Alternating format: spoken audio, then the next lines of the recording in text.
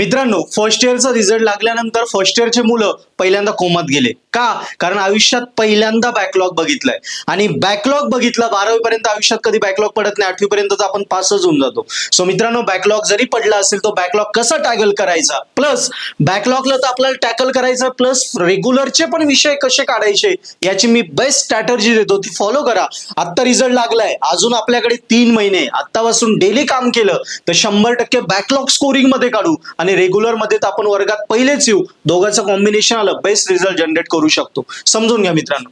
पहिलं आपल्याला किती विषय आता बॅकलॉग लागले हे पहिल्यांदा क्लिअर करून घ्यायचंय. समजा एखाद्या मुलाला 3 विषय बॅक लागले, काहींना 1 बॅकलॉग, काहींना ऑल डाऊन आहे, पूर्ण 5ची 5 बॅकलॉग आहे. सो टाइम आपल्याला डिवाइड करायचा आहे. कॉलेज तर फर्स्ट इयर म्हणजे कंपल्सरी करावंच लागेल. 10 ते 5 कॉलेजमध्ये गेलं, मग एकतर पहाटे उठून 5 ते 9 मध्ये समजा 2 तास अभ्यास आपल्याला करता आला तर तिथे तू टाइम डिवाइड करून घे. समजा एक उदाहरणार्थ सांगतो, 10 ते 5 तुला कॉलेजच आहे, सो समजा पहाटे लवकर उठला, 5 ते 9 मध्ये 2 तास कुठले पण समजा बॅकलॉगचे विषय घे आणि नंतर संध्याकाळी घरी आल्यानंतर तुझे क्लासेस वगैरे काय असेल ते सगळे संपल्यानंतर घरी आल्यानंतर संध्याकाळी समजा आपण धरूया की 8 ते 10 या पिरियड मध्ये तू रेग्युलरचे विषय कर. अशा प्रकारे डिवाइड करू शकतो. मॉर्निंगला फक्त बॅकलॉगचे विषय आणि इव्हिनिंगला रेग्युलरचे विषय. अशा पद्धतीने चाललं तर दोन्ही पण रेग्युलर आणि बॅकलॉग सोबत चालतील. किंवा अजून एक स्ट्रॅटर्जी वापरू शकतो की सोमवार, मंगळवार, बुधवार 3 दिवस फक्त रेग्युलरचे विषय कर सकाळ संध्याकाळ आणि गुरुवार, शुक्रवार, शनिवार 3 दिवस फक्त बॅकचे विषय कर. तुला जे सोयीस्कर होईल तुझ्या पद्धतीने तू टाइम डिवाइड करून घे. आता किती वेळ अभ्यास करायचा, तर तुला जेवढे विषय आता द्यायचे तेवढा तास अभ्यास झाला पाहिजे. म्हणजे 2 बॅकलॉग आणि 5 रेग्युलर आहे, 7 तास अभ्यास झाला पाहिजे. पण फर्स्ट इयरला प्रॅक्टिकली कॉलेज पूर्ण असल्यामुळे तेवढं पॉसिबल नाहीये. 3 ते 4 तास प्रॅक्टिकली आपण अभ्यास कॉलेज करून करू शकतो. पण याच्या व्यतिरिक्त पण तुम्हाला वाटतंय मला डिटेल स्टडी करायचा आहे, मला टाइम टेबलचा प्रॉपर व्हिडिओ पाहिजे, तर पोमोडोरो टेक्निकवर मी ऑलरेडी एक व्हिडिओ बनवलाय, तुम्ही सर्च करू शकता आपल्या चॅनलवरती. ती टेक्निक फॉलो करा, त्या पद्धतीने अभ्यास केला तर अजून सोपं होईल. सो मित्रांनो, टाइम डिवाइड कसा करायचा मी तुम्हाला क्लिअर करून दिलं. दोघंही सोबत ठेवायचे.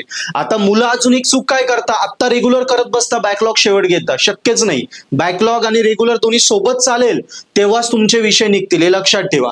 सेकंड आलं फोटोकॉपी. फोटोकॉपी जे विषय बॅकलॉग आहे ना मागून घ्या.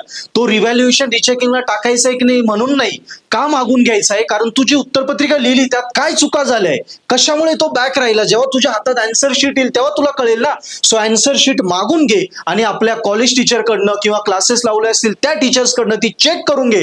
तेव्हा तुला क्लिअर होईल की अरे या विषयात माझ्याकडनं या चुका झाल्या, अशा प्रकारे उत्तर लिहिण्यात माझ्याकडनं चुका झाल्या, या चुका एकदा तुला कळाल्या त्या पुन्हा तुला आता करायच्या नाही. यावेळी त्या चुका तुला अवॉइड करायच्या आहे आणि बेस्ट पेपर लिहायचा, बेस्ट सोल्युशन लिहायचंय, जेणेकरून तो विषय स्कोरिंगवर निघेल. कळालं? सो फोटोकॉपी आपल्याला आपल्या काय चुका झाल्या, कशामुळे बॅकलॉग राहिला हे समजून घेण्यासाठी कंपल्सरी मागून घ्यायची. मित्रांनो, नेक्स्ट पॉइंट आहे रेग्युलर आणि बॅकलॉग यांच्यात मेन डिफरन्स काय, मुलं घाबरता काय इथे.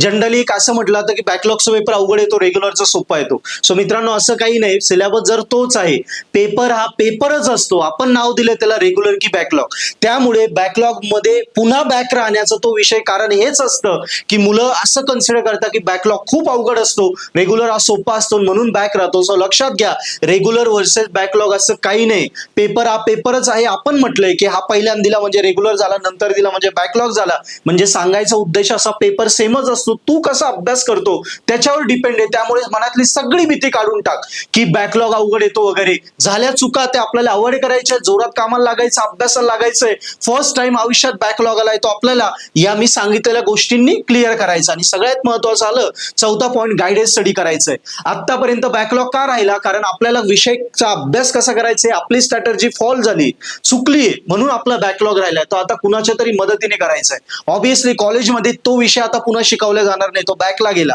मग तू क्लासेस लावून तुझा तो विषय क्लिअर करू शकतो. तुझ्या एरियात जे क्लासेस आहेत तिथे जॉईन करून घे, किंवा पर्पल ॲट ऍप्लिकेशन आहे आपलं, पर्पल ॲट ॲपवर तुझ्या फर्स्ट इयरच्या 10 विषयांचे व्हिडिओ लेक्चर कोर्सेस आहेत. त्यात प्रॉपर ऑथेंटिकेटेड स्टडी मटेरियल आहे, जसं व्हिडिओ लेक्चर ते मराठीत एक्सप्लेन केलेले आहेत, सॉल्व पेपर आहेत, कॉन्सेप्ट क्लिअर आहे, रिव्हिजन मटेरियल आहे, नोट्स आहे. सगळं मटेरियल जे विषय बॅकलॉग क्लिअर करण्यासाठी लागतं हे प्रॉपर स्टडी मटेरियल आहे. तो प्रॉपर त्या गायडन्सने पद्धतीने तू अभ्यास केला तर 100% तुझा विषय क्लिअर करू शकतो. सो मित्रांनो, पुन्हा एकदा रिकॉल करून देतो. टाइम डिवाइड करायचा आहे. एकतर बॅकलॉग सकाळी संध्याकाळी रेग्युलर किंवा वाईस वर्सा, तुला जसं जमेल त्या पद्धतीने तुला टायमिंग डिवाइड करून घ्यायचं आहे. किती तास अभ्यास करायचा आहे, जेवढे विषय आत्ता द्यायचे तेवढा तास डेली अभ्यास झाला पाहिजे.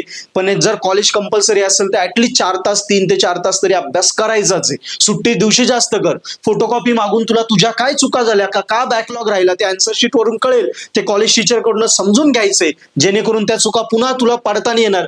बॅकलॉग आणि रेग्युलर सोप्पा काय असतो, अवघड काय असतो असं काही नाहीये. दोन्ही पेपर सेमच असतात. ते आपल्या मनातली भीती ती काढून टाकायची.